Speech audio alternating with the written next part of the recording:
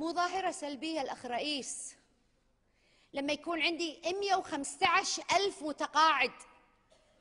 متقاعد يعني قاعد يا مواطن، ويعطونا تأمين ما يغطي إذا ركب بعورته ويحتاج ويلشير، تأمين لكبر وشاخ وطاحت أسنانه ما يقدر يغطيه لتركيب طقم أسنان،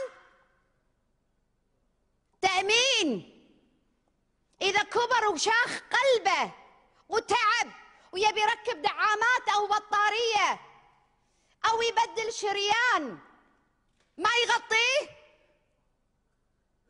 مواطن متقاعد، مواطنة متقاعدة أحط لها بنت حمل ولادة، متقاعدة تحمل وتولد، ولا متقاعدة تحتاج العلاج وأمراض الشيخوخة وما يسمى بالبين مانجمنت، إدارة مرض الجسم، متقاعدين ولا الكبار السن؟ ظاهرة سلبية ولا مو سلبية الأخ الرئيس؟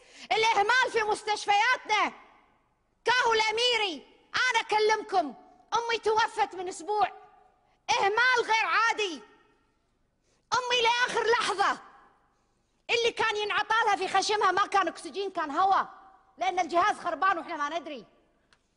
رعاية وعناية المسنين في المستشفيات، أتحدى أي أحد من الحضور الأخ الرئيس.